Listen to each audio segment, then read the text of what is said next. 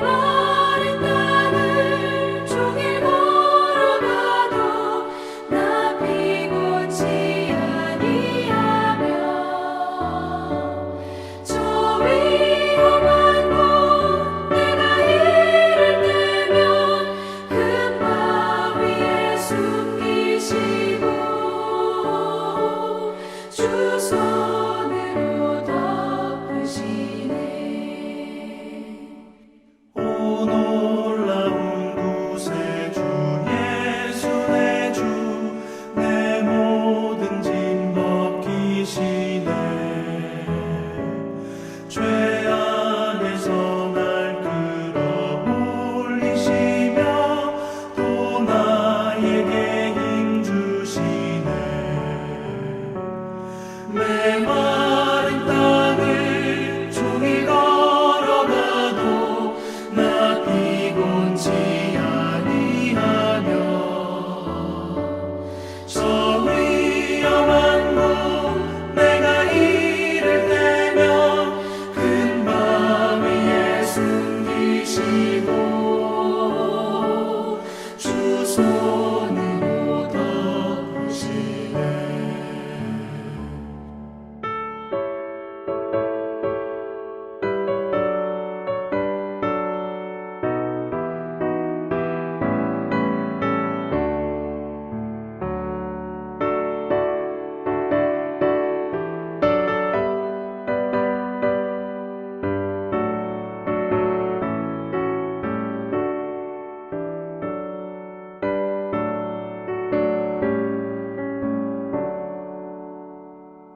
측량 못할 은혜로 채우시며 늘 성령에 감화주사 큰 기쁨 중 주님을 찬양토록 내 믿음을 도우시네. 메마른 땅을 종일 걸어가도 나 피곤치 아니하며 저 위험한 곳 내가 이를 때면 큰 바 위에 숨기시고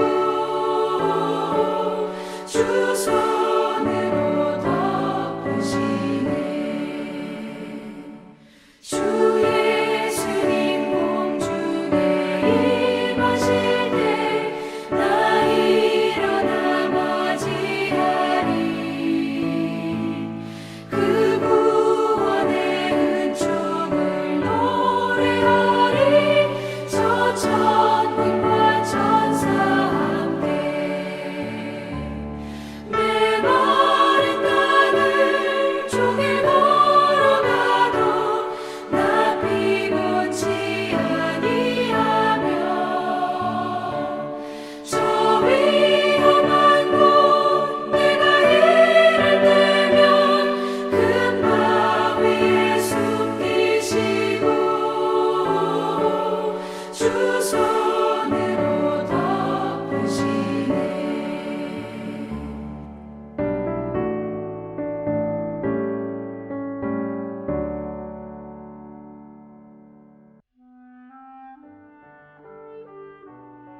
요나단이 다윗에게 이르되 이스라엘의 하나님 여호와께서 증언하시거니와 내가 내일이나 모레 이맘때 내 아버지를 살펴서 너 다윗에게 대한 의향이 선하면 내가 사람을 보내어 네게 알리지 않겠느냐.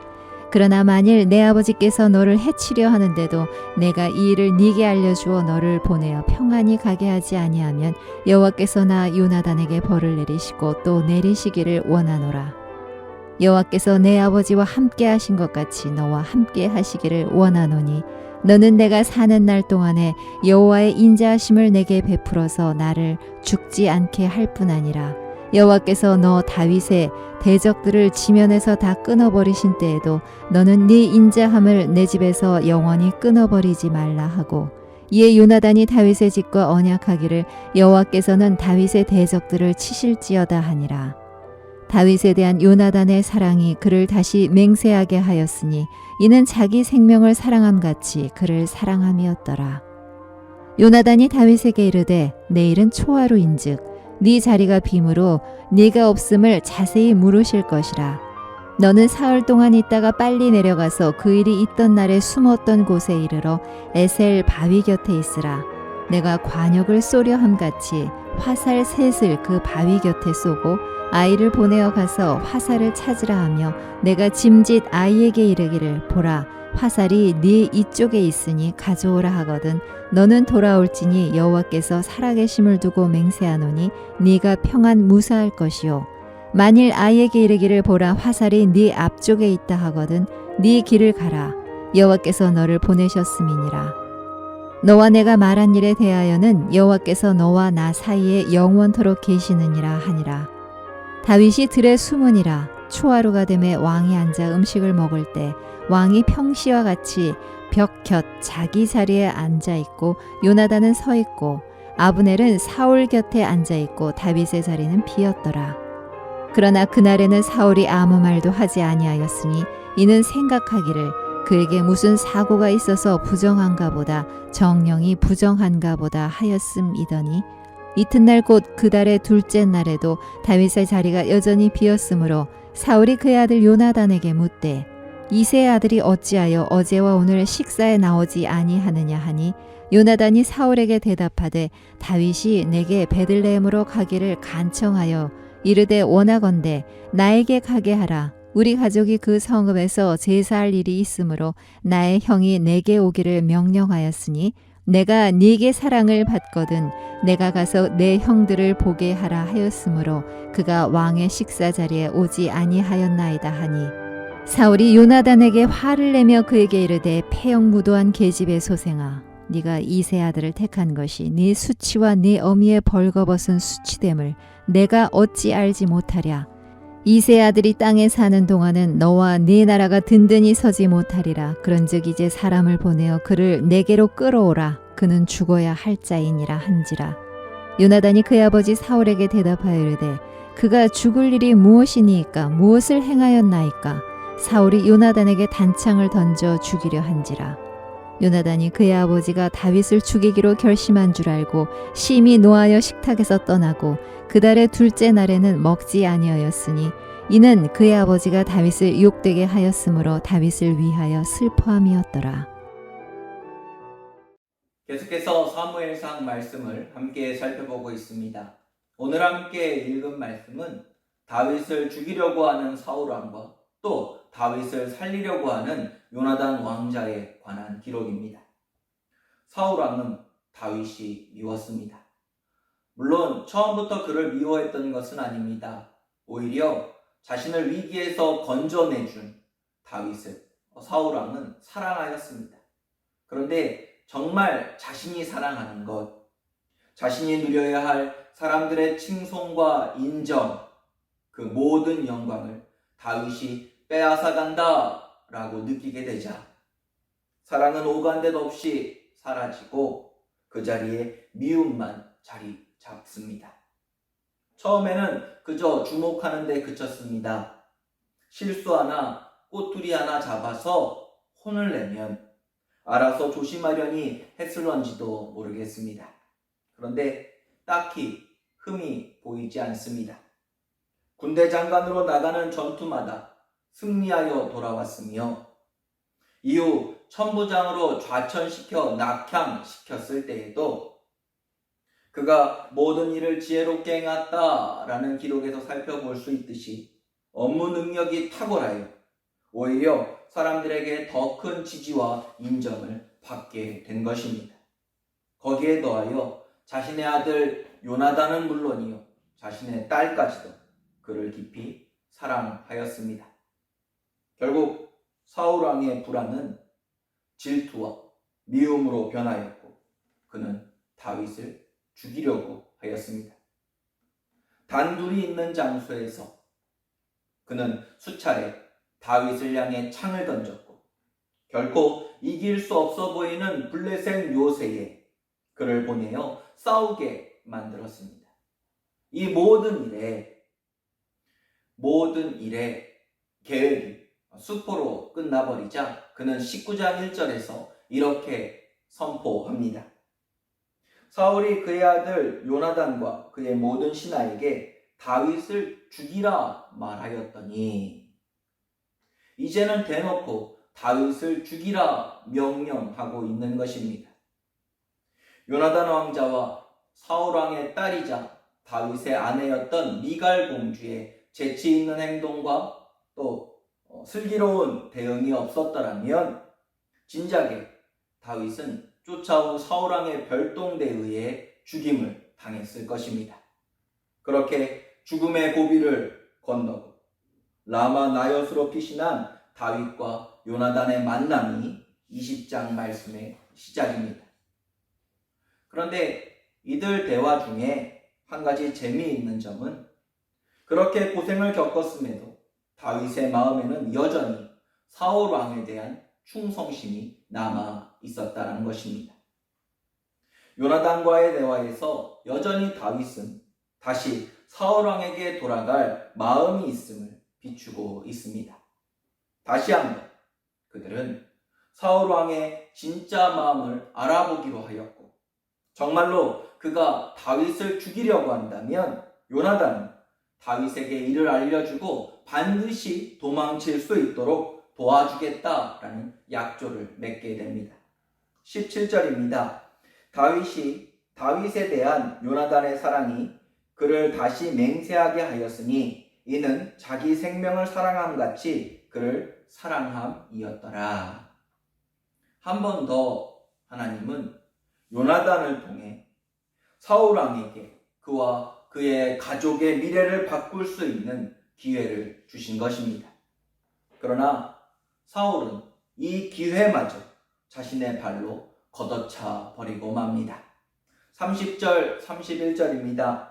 사울이 요나단에게 화를 내어 그에게 이르되 패역 무도한 계집의 소생아 내가 이새의 아들을 택한 것이 내 수치와 내 어미의 벌거벗은 수치됨을 내가 어찌 알지 못하랴. 이새의 아들이 땅에 사는 동안은 너와 내 나라가 든든히 서지 못하리라. 그런즉 이제 사람을 보내어 그를 내게로 끌어오라. 그는 죽어야 할 자니라 한지라. 사울 왕은 다윗을 살리려고 하는 아들의 의도를 읽고 불같이 화를 냅니다. 이 모든 것이 너 때문에 생긴 일이다. 세상 물정 모르는 내가 다윗에게 이용만 당하고 토사구팽 당하기 전에 너가 잘되기 위해 하는 이름을 왜 알지 못하느냐. 이후 그는 끓어오르는 분노를 주체하지 못하고 단창을 들어 아들 요나단을 향해 집어 던집니다. 말씀은 이 장면을 33절에 이렇게 표현하고 있습니다. 사울이 요나단에게 단창을 던져 죽이려 한지라. 아들의 행복을 위해 다윗을 죽이려 했다라고 말하고 있으면서도 정작 자신이 아들을 죽이려고 한 이 모순된 행동을 통해서 우리는 사울왕의 이 이유마저 거짓임을 유추해낼 수 있습니다. 그렇습니다. 그가 원한 것은 자기 행복이었습니다. 자기 만족, 자기만 높임을 받고 자신만 잘되고 인정받고 칭송받는 떠받들여지길 바라는 원하는 자기 욕심 말입니다. 하나님은 여러 번 그에게 기회를 주셨습니다. 그러나 그는 번번이 그 기회를 놓치고 말았습니다. 아니, 붙잡지 않았다라고 말하는 것이 더 정확한 표현일 것입니다.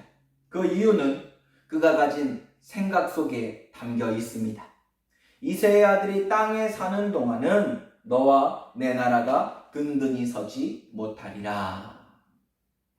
그는 늘 자신과 자신의 나라가 든든히 서기를 원했습니다.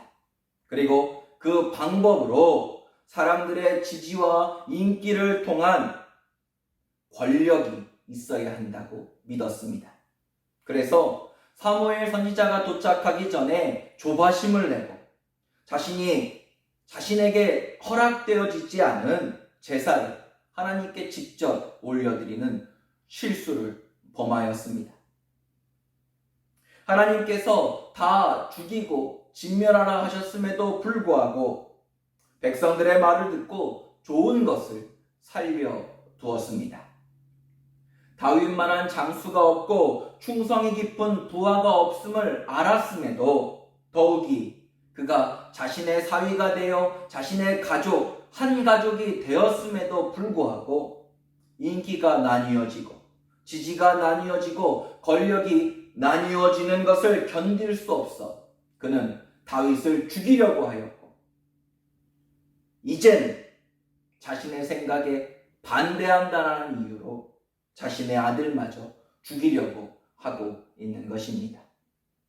사랑하는 성도 여러분, 나를 든든히 세워주는 것은 사람들의 인정이 아닙니다. 인생의 어떤 성과물도 아닙니다.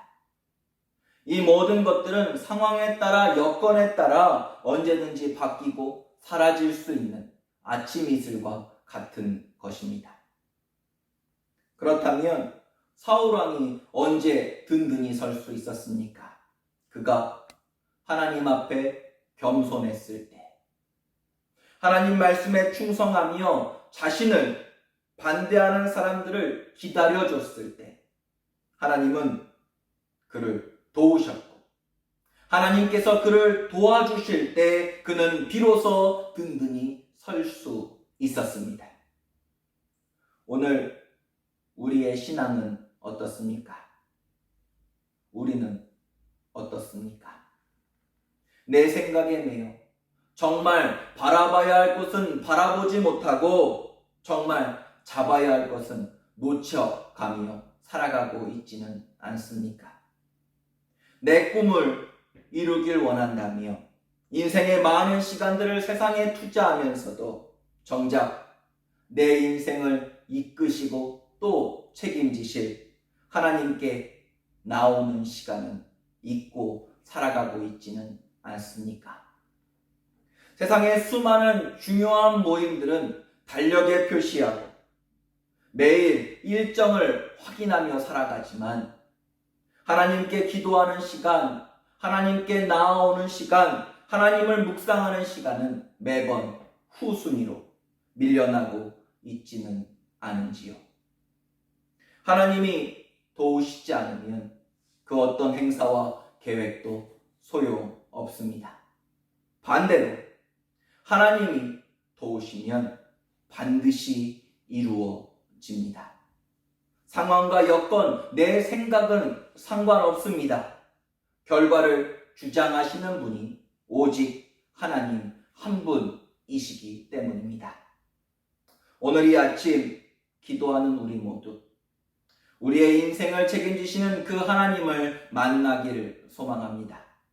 주님과 함께 동행하심으로 주어진 오늘도 넉넉히 이기며 승리하는 은혜의 삶을 살아가는 우리 모두가 되기를 바랍니다. 이 시간 오늘 말씀을 묵상하며 함께 기도하겠습니다.